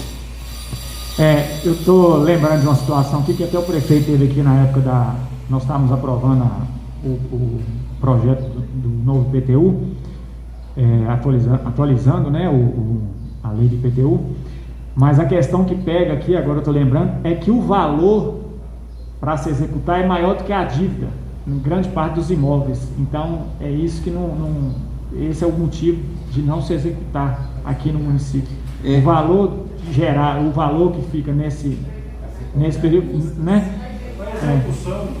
Então, então talvez isso que esbarre nisso, tanto para as administrações passadas e para agora as futuras. O valor não justifica executar porque as custas são maiores do que o valor devido. Mas o que acontece? Uma das questões que eles estão perguntando, uma das perguntas lá do questionário do tribunal é se a planta de valores está atualizada. Então vai ter que atualizar a planta de valor aqui. Então esses valores são irrisórios hoje. O que acontece? É porque a planta de valores não está atualizada. Então tem que criar a planta de valores, atualizar a planta de valores para poder o valor ser significativo, né? Não, o presidente fazer justiça, porque isso não vai ser uma coisa da administração, do prefeito que está agora. É uma situação que vai acontecer, independente de ser o prefeito agora ou os que vierem para frente. É porque, assim, só para fazer justiça, porque às vezes as pessoas acham que isso vai ser uma atitude do atual prefeito. Eu não gosto de sacanagem, porque deixa claro que isso não é do prefeito, né? Isso é uma coisa que, querendo ou não, vai acontecer, né? Independente da vontade dos prefeitos que tiverem. Eles são obrigados, né? Isso. Esqueci até o nome que uso para isso, mas nos municípios maiores, as ações já estão começando, né? Então, o Montes Claros, por exemplo, teve em 2017, 2018, o Tribunal de Contas teve lá quase um mês fazendo os levantamentos. Então, e lá já tem tudo, lá tem só que atualizar. O caso que eu citei desse amigo meu que foi secretário lá de Januária, ele foi secretário em 2019 e 20. Lá em 2019, eles já fizeram o levantamento, são municípios maiores, né? E já estão tomando as providências. Então, isso vai chegando para os municípios menores também. Então, é uma questão de exigir mesmo, né? De cobrar mesmo. E a questão da alíquota que é cobrada sobre o valor venal para gerar o IPTU, a alíquota é o município que determina a alíquota, né? Então já dá para dar tem a lei que estabelece a alíquota mínima e máxima, sim, né? Então, dentro do mínimo e máximo, ele pode colocar a alíquota. E tem a questão social também, né? Aí tudo vai depender da legislação, que a gente sabe. O prevalência é municipal, né? Isso, aí tem lá o tamanho de imóvel que pode ser isento, tem uma série de coisas lá que a legislação municipal vai tratar. Aí vocês, na época, tem como, né, ajustar isso. Obrigado, Ivan. Isso aí, eu queria, por isso que eu estava interessado que você desse essa explicação, porque às vezes, quando chegou aqui nessa casa esse projeto de lei de regularização, porque na verdade o projeto existia, e foi feito um trabalho antes dessas alíquotas. Então, assim, é bem especificado no projeto, né? A pessoa que mora perto de uma escola tem um benefício, que a rua é asfaltada, que tem passeio. Então, assim, foi muito bem elaborado o projeto. Eu creio que a população tem a ganhar da maneira que foi feita, até mesmo que o custo ficou menor do que era praticado nas legislaturas anteriores, né? Muito obrigado aí pela explicação aí, e nós vamos dar sequência aí no nosso trabalho. Obrigado, Francisco. Então, nós vamos passar para o expediente do dia. Eu peço a Fatinha aí que faça a leitura aí das indicações 22, 23 e 24, de autoria da vereadora Marli. Indicação número 022/2021. Senhor Presidente, apresenta a Vossa Excelência, nos termos do artigo 269 do Regimento Interno, a presente indicação para que, após lida no expediente para conhecimento do plenário, seja encaminhado ao senhor prefeito municipal o pedido urgente de instalação de redutores de velocidade com faixa de pedestre em frente e atrás da Escola Municipal José Drummond, no distrito de Vale das Cancelas. Justificativa. Com o iminente retorno das aulas presenciais na Escola Municipal José Drummond, no distrito de Vale das Cancelas, espera-se que haja um grande número de embarque e desembarque de alunos em frente e atrás da referida escola. É preciso reduzir a velocidade de deslocamento dos ônibus e demais veículos particulares no local, tendo em vista que muitas crianças estarão saindo ou entrando nos ônibus e carros, atravessando a rua, correndo para dentro e fora da escola e embarcando para retornarem às suas casas, sempre correndo e em agitação. A instalação dos redutores de velocidade em frente à escola e também atrás, em frente à casa de Orlando, com faixa de pedestres, auxiliará na segurança na realização desta operação de embarque e desembarque. Gramacal, 29 de outubro de 2021, Marli Gouveia de Almeida, vereadora. Solicita também um pedido urgente de limpeza e desobstrução do passeio em frente à Escola Municipal José Drummond, no distrito de Vale das Cancelas. Justificativa. Com o iminente retorno das aulas presenciais na Escola Municipal José Drummond, no distrito de Vale das Cancelas, espera-se que haja um grande número de embarque e desembarque de alunos em frente e atrás da referida escola, e os passeios estão obstruídos com restos de madeiras de construção e lixeiras instaladas. Quando os alunos descerem dos ônibus escolares, terão dificuldade de deslocamento pelo passeio por causa destes obstáculos e se deslocarão para a rua, implicando em uma possibilidade maior de ocorrência de acidentes. Além da limpeza, é preciso orientar as pessoas a não mais depositarem entulhos e lixo no passeio da escola. Essa providência tem que ser atendida com urgência. Gramacal, 29 de outubro de 2021, Marli Gouveia de Almeida Costa, vereadora. Faz um pedido também urgente de pintura interna e externa da Escola Municipal José Drummond, no distrito de Vale das Cancelas. Justificativa. A Escola Municipal José Drummond, no distrito de Vale das Cancelas, precisa estar limpa, organizada e acolhedora para o retorno dos alunos, o que se espera que aconteça brevemente. Para tanto, é preciso que seja pintada interna e externamente, para que todos que ali comparecerem se sintam em um ambiente novo e agradável. Há 2 anos que os alunos não têm aulas presenciais, e ao retornarem e constatarem que a escola está com pintura nova, se sentirão melhor acolhidos e os profissionais que ali trabalham se sentirão mais valorizados na escola, que recebeu a atenção das autoridades municipais. Solicito urgência no atendimento desta indicação. Gramacal, 29 de outubro de 2021, Marli Gouveia de Almeida Costa, vereadora.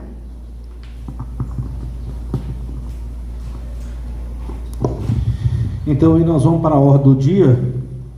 Então, vou colocar aí em primeira discussão e votação o projeto de lei número 016/2021, que estima receita e fixa as despesas do município para o exercício 2022.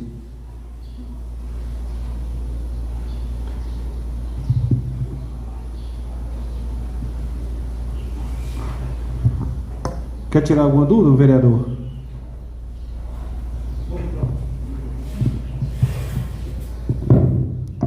Só a questão do... Obrigado, presidente. Só a questão do se haveria chance de colocar alguma emenda nesse projeto. Está sendo apresentado já, que teve a explanação do Ivan, contador, mas não deu oportunidade de uma análise mais ampla após a explanação para a gente colocar, talvez, uma emenda. Doutor, eu gostaria de saber, juridicamente falando, se dá tempo ainda, porque, né, já está sendo apresentado já o projeto, se dá tempo ainda, já foi apresentado, já está em votação.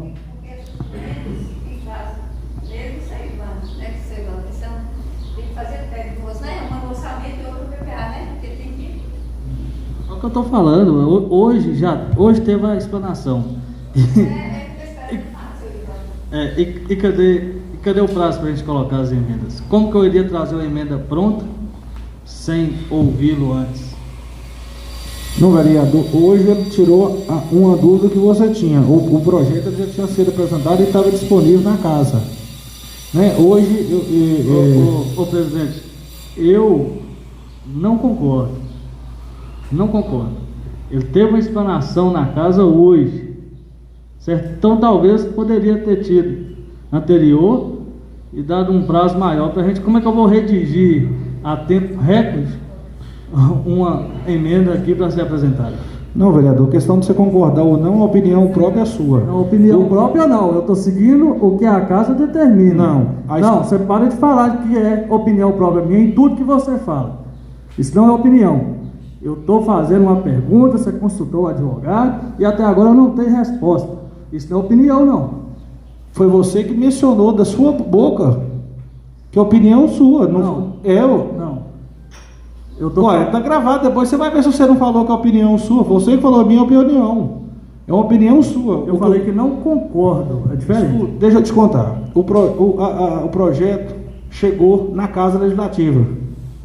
Foi apresentado. Hoje tirou dúvida. Então, o projeto estava disponível para os vereadores. E você, que é um advogado, que já foi um assessor de... Presidente, vida particular minha fica lá fora. Não. Vamos tratar as tratativas aqui de vereador e presidente. Isso, é isso. Obrigado. Eu estou te falando do conhecimento vida que você minha, tem. Não, vida minha lá fora Não, é comigo. você tem conhecimento. Se você está falando, você tem o conhecimento. Se eu tenho ou deixei de ter, presidente, sou eu. É lá fora. Certo? Então, deixa eu te falar, o projeto já ele teve na casa e teve disponível para todos os vereadores. Teve para todos os vereadores. Mas foi falado aqui que o Ivan estaria aqui para prestar esclarecimentos e, se fosse necessário, daria a opção de fazer a emenda. E o próprio Ivan queria redigir a emenda. Foi falado isso aqui, ó. Não, ele perguntou, você perguntou se poderia. Ele falou que pode. Mas vai fazer a emenda depois de apresentar? Não, presidente, estou falando não hoje. Estou falando que traria a gente a oportunidade de fazer a emenda junto com o Ivan. Tem essa possibilidade ainda, Ivan? Eu acho a nível recorde não consegue, não.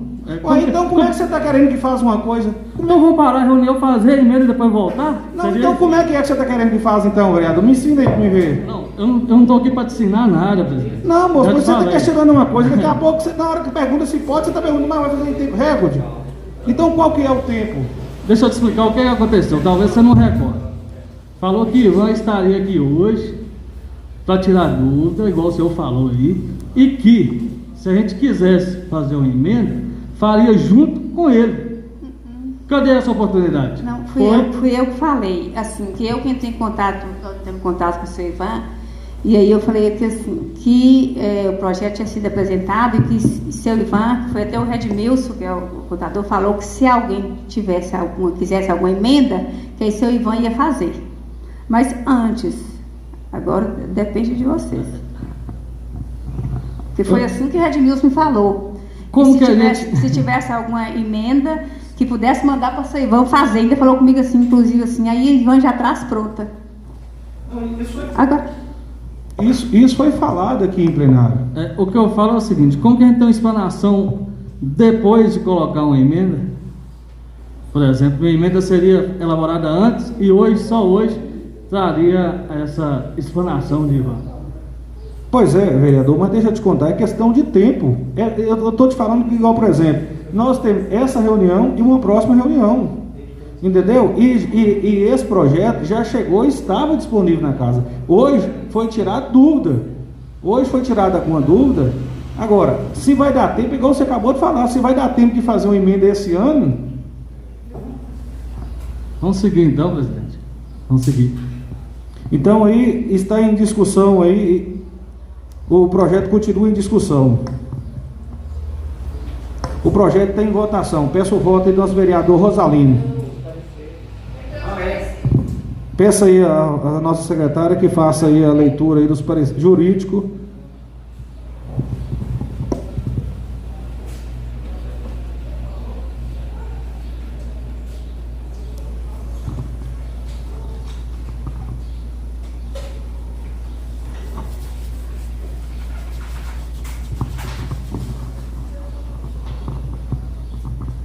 Parecer da Procuradoria sobre o projeto de lei número 016/2021, que estima a receita e fixa a despesa para o exercício financeiro de 2022 e contém outras providências.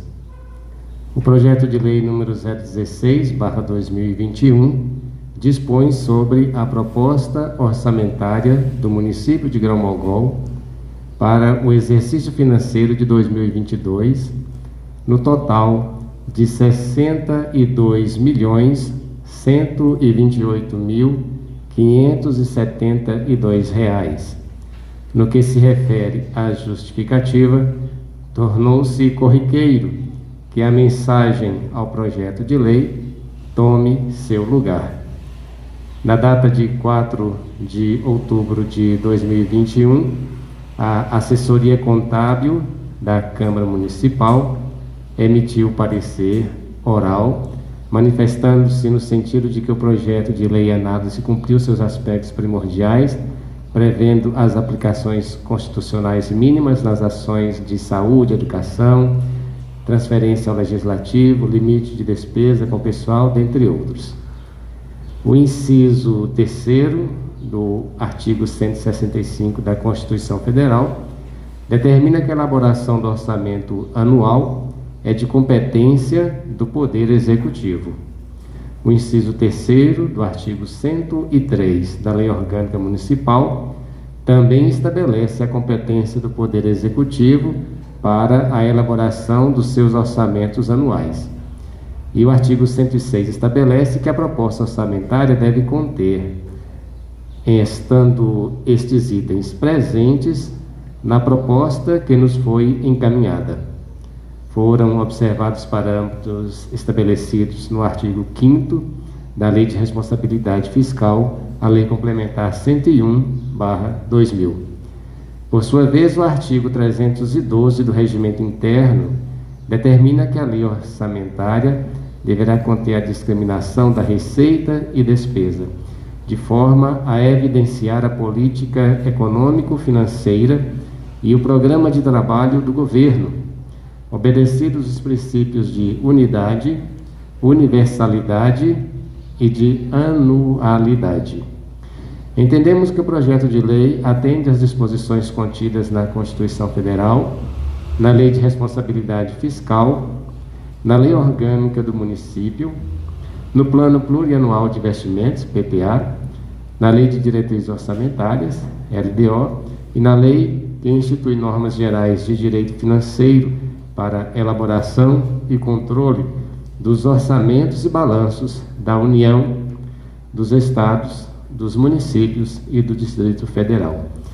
A transferência financeira para o Legislativo, estabelecida no artigo 4º do presente projeto, ficou no percentual máximo 7% para municípios com população de até 100 mil habitantes, nos termos do artigo 29A da Constituição Federal, alterado pela Emenda Constitucional número 58/2009.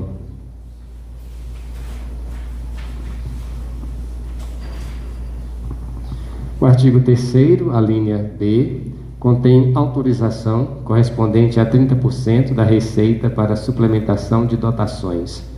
Apesar do parecer do contador da Câmara, Ignácio, no sentido de que tal percentual encontra-se dentro dos padrões regionais e aceitos pelo Tribunal de Contas do Estado de Minas Gerais, opinamos no sentido de que não se deve usar este percentual em sua totalidade, posto que implicaria em muita flexibilização do orçamento, retirando-lhe a característica precípua do planejamento da ação e execução por parte do governo municipal. Isso também implicaria em desfiguração da previsão aprovada pelo Legislativo e denotaria a ausência de planejamento na realização de gastos públicos. Em decorrência do enfrentamento da pandemia do coronavírus, não se tornou aconselhável neste ano a realização da audiência pública para fim de debates acerca da proposta orçamentária. Finalmente, após analisarmos o presente projeto de lei, entendemos estar o mesmo revestido de constitucionalidade e legalidade, sendo certo que tem o plenário desta Casa Legislativa total competência e liberdade para discutir ou votar o mesmo, segundo seu convencimento, tomando por base para suas decisões as informações acima apresentadas. Grão-Mogol, 3 de novembro de 2021, Cláudio de Bonfim, procurador.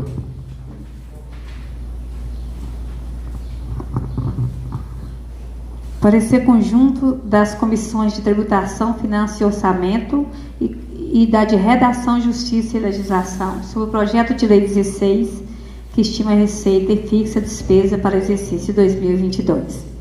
O relatório, por iniciativa do chefe do Poder Executivo, a matéria que ora se analisa nessa casa, sob a forma de projeto de lei, estabelece a lei orçamentária para o exercício 2022. Compreende-se do presente projeto de lei que o objetivo fundamental do mesmo é orientar a formação do planejamento das ações do governo municipal para o exercício financeiro do ano 2022, que é imprescindível e essencial para a administração pública. A análise. O artigo 66 e seguintes do Regimento Interno da Câmara define que cabe às comissões permanentes analisar os aspectos legais, constitucionais e o mérito da matéria, e ainda discutir e emitir parecer conclusivo. A lei orgânica deste município, no que lhe concerne, estabelece que legislar sobre todas as matérias de competência municipal cabe à Casa Legislativa.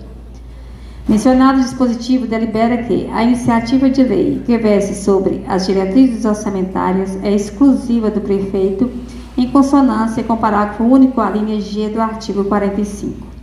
O regimento interno da Câmara Municipal, em relação às diretrizes orçamentárias, determina: artigo 311. A Lei de Diretriz Orçamentária conterá a indicação das metas e prioridades da administração para o exercício seguinte, as quais embasarão o orçamento anual a ser elaborado com observância do disposto no artigo 4º da Lei 101/2000.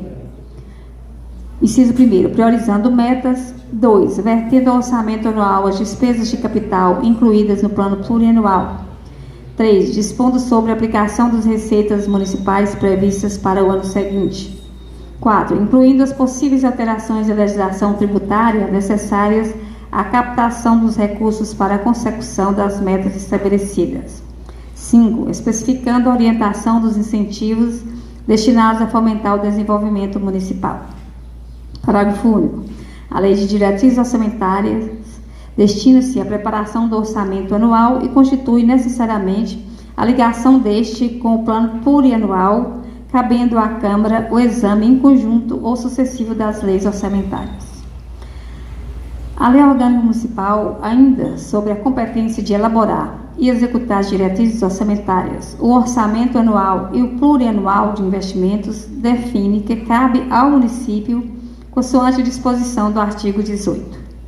É sabido que o Sistema Orçamentário Brasileiro é constituído pelo PPA, Plano Plurianual, LDO, Lei de Diretrizes Orçamentárias, e pela LOA, Lei de Orçamento Anual, segundo disposição do artigo 165 da Constituição Federal.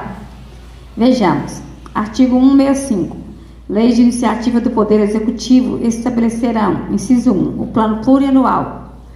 Portanto, o projeto de lei em questão foi elaborado respeitando a legislação constitucional e infraconstitucional que regulam a matéria. 3. Voto. Ante o exposto, os membros das comissões de redação, justiça e legislação e tributação, finanças e orçamento, reunidos na sede dessa Casa Legislativa, à unanimidade, manifestam pela constitucionalidade e legalidade do projeto de lei número 16/2021 e o encaminha ao plenário para sua regular tramitação, discussão e votação. Grão-Mogol, 3 de outubro de 2021. Comissão de Tributação, Finança e Orçamento. Sônia Maria Oliveira, presidente relatora. João Rodrigues Gouveia, membro. E Rubens Batista Alves, membro. Comissão de Redação, Justiça e Legislação. Marli Gouveia de Almeida Costa, presidente relatora. Rosalino Alves de Almeida, membro. E Zé Maurício Batista de Carvalho, membro.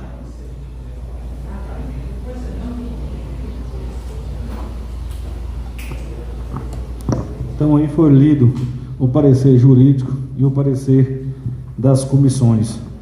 Então eu peço o voto do nosso vereador Rosalino. Senhor presidente, meu voto é sim. Obrigado, vereador. Peço o voto do nosso vereador João. Meu voto é sim, senhor presidente. Obrigado, vereador João. Peço o voto do nosso vereador André. Sim, pela aprovação. Peço o voto da nossa vereadora Ivanida. Meu voto é sim, presidente. Obrigado, vereadora. Peço o voto da nossa vereadora Marli. Meu voto é sim. Peço o voto aí do nosso vereador Rubens. Obrigado, vereador. Peço o voto aí do nosso vereador Zé Mauri. Meu voto é sim, presidente. Obrigado. Peço o voto aí do nosso vereador Murilo. Presidente, apesar de não ser convicto da forma que se deu a votação, mas não estarei aqui nunca para prejudicar ninguém, principalmente nosso cidadão. Pelo povo, voto sim. Obrigado, vereador Murilo. Quero deixar claro, estou aqui como presidente para conduzir os trabalhos, né? A pauta que me é entregada, aquilo eu vou dirigindo os trabalhos. Isso aqui não é eu nem que coloco nem que tiro, nada não. Eu sigo um roteiro do nosso executivo, que é o nosso procurador e a nossa secretaria. Eu estou aqui como presidente só conduzindo os trabalhos.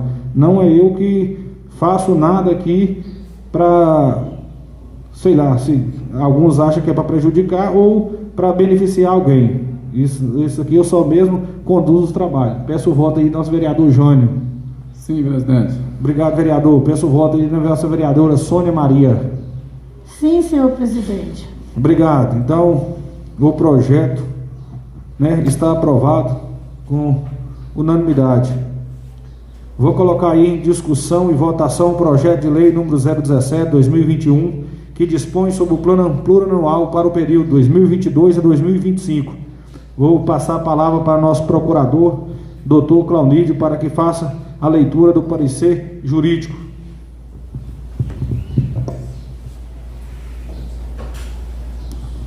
Parecer jurídico sobre o projeto de lei número 017/2021, que dispõe sobre o plano plurianual do município de Grão-Mogol e contém outras providências.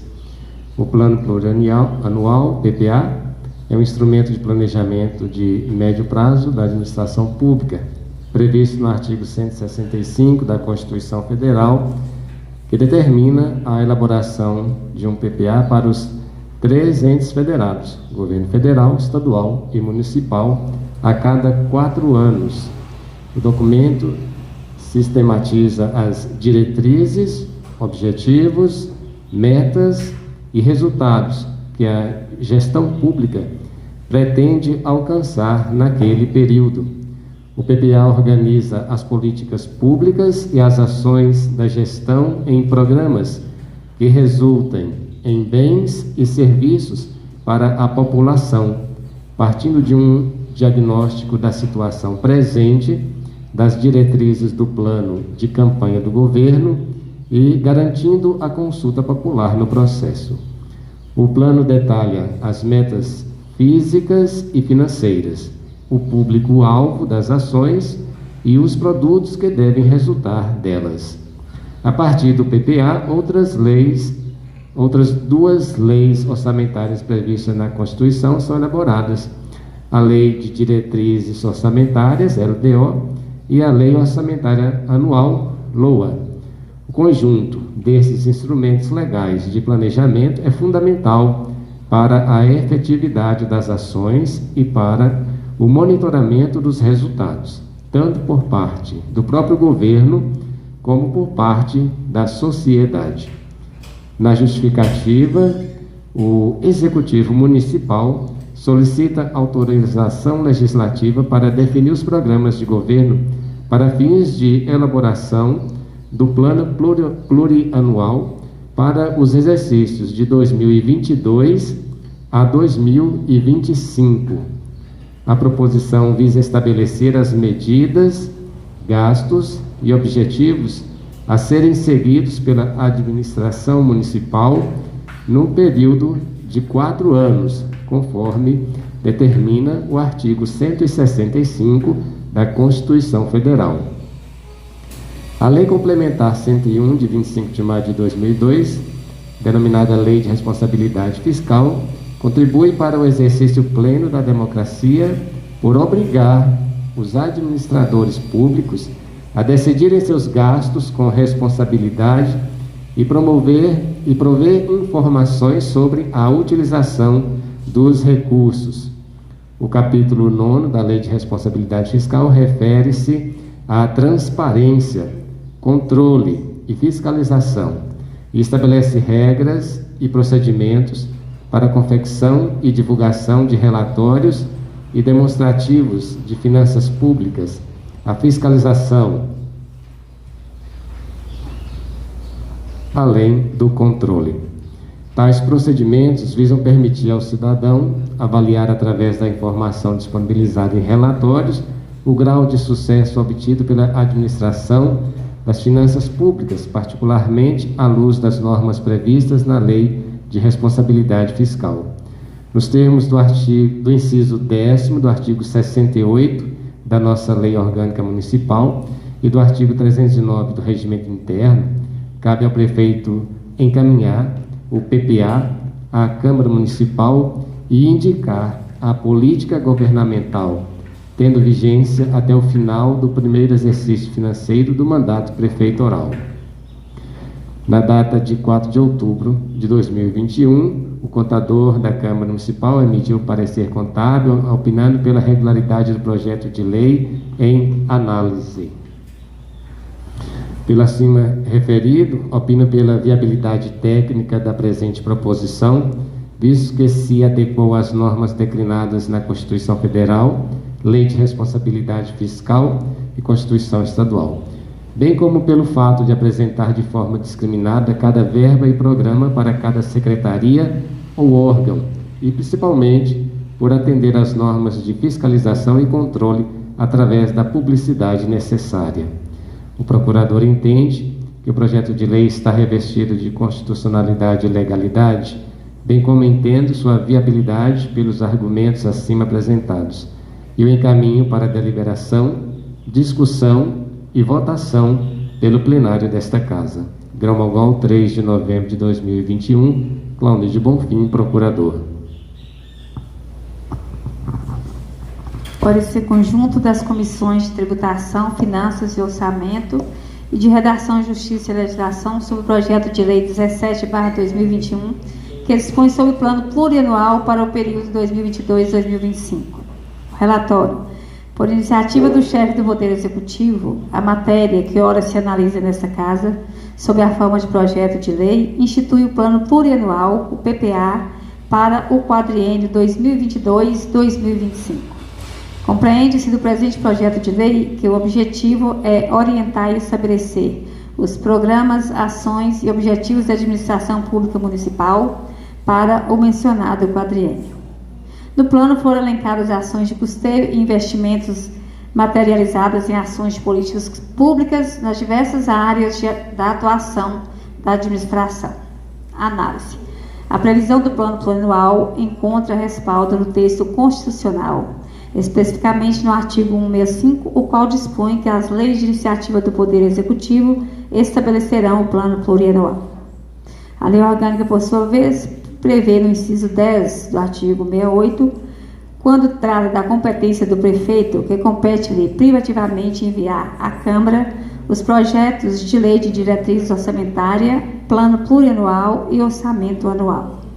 Já o artigo 103 estabelece que são leis de iniciativa do Poder Executivo o plano plurianual e os orçamentos anuais, previsão também contida no artigo 105 e seguintes da Lei Orgânica. O artigo 66 e seguintes do Regimento Interno da Câmara define que cabe às comissões permanentes analisar os aspectos legais, constitucionais e o mérito da matéria, e ainda discutir e emitir parecer conclusivo.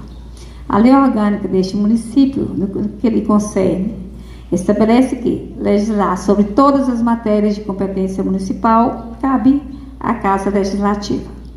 Mencionado dispositivo delibera que a iniciativa de lei que verse sobre as diretrizes orçamentárias é exclusiva do prefeito, em consonância com o parágrafo único, a linha F do artigo 45. O regimento interno da Câmara Municipal, em relação às diretrizes orçamentárias, determina no artigo 309 que a lei do plano plurianual conterá a indicação da política governamental, dos objetivos e pretensões da administração, quanto às despesas de capital e outras delas decorrentes, e ao programa de duração continuada. A Lei Orgânica Municipal, ainda sobre a competência de elaborar e executar as diretrizes orçamentárias, o orçamento anual e o plurianual de investimentos, define que cabe ao município consoante disposição do artigo 18.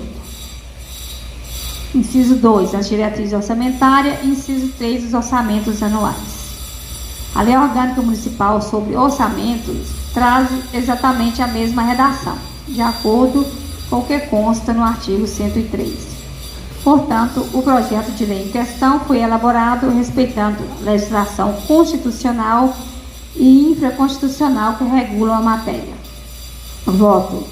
Ante o exposto, os membros das comissões de Redação, Justiça e Legislação e Legislação, Tributação, Finanças e Orçamento, reunidos na sede dessa Casa Legislativa, à unanimidade manifestam pela constitucionalidade e legalidade do projeto de lei 17/2021 e o encaminham ao plenário para sua regular tramitação, discussão e votação do projeto de lei número 17/2021. Gramogol, 3 de novembro de 2021. Comissão Tributação, Finanças e Orçamento. Sônia Maria Oliveira, presidente e relatora. João Rodrigues Gouveia, membro. Rubens Batista Alves, membro. Comissão de Redação, Justiça e Legislação. Marli Gouveia de Almeida Costa, presidente. Rosalino Alves de Almeida, membro. E José Maurício Batista de Carvalho, membro. Então, está em discussão o projeto de lei número 017/2021, que dispõe sobre o plano plurianual para o período 2022 e 2025. Alguém quiser manifestar? Está em votação. Peço o voto do nosso vereador Rosalino. Eu voto é sim, presidente. Obrigado, meu nobre. Peço o voto do nosso vereador João. Meu voto é sim, senhor presidente. Obrigado, nobre vereador. Peço o voto do nosso vereador André. Sim, pela aprovação, presidente. Obrigado, meu nobre. Peço o voto da nossa vereadora Ivanida. Meu voto é sim, presidente. Obrigado, nobre vereadora. Peço o voto da nossa vereadora Marli. Meu voto é sim. Obrigado, nobre colega. Peço o voto do nosso vereador Rubens. Voto sim, presidente. Obrigado, nobre. Peço o voto do nosso vereador Zé Maurício. O voto é sim, presidente. Obrigado, meu nobre. Peço o voto do nosso vereador Murilo. Sim, presidente. Obrigado, nobre vereador. Peço o voto do nosso vereador Jânio. Sim, favorável, presidente. Obrigado, nobre vereador. Peço o voto da nossa vereadora Sônia Maria. Sim, meu voto é sim, senhor presidente. Obrigado, vereadora. Estão aí com unanimidade, 10 votos favoráveis aí ao projeto. Então, agora eu vou passar a palavra franca aí para os novos vereadores. Peço ao nosso assessor, doutor Claunício, que passa a lista de quem quiser fazer uso da palavra. João, quer fazer uso da palavra, vereador? Quer fazer uso da palavra? Está livre, vereador, pode fazer uso da palavra.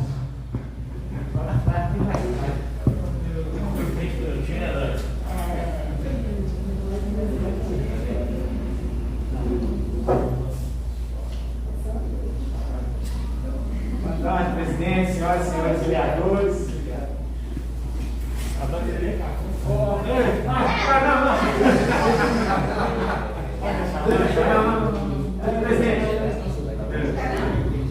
Então, nada mais a ser tratado. Então, eu declaro essa reunião encerrada.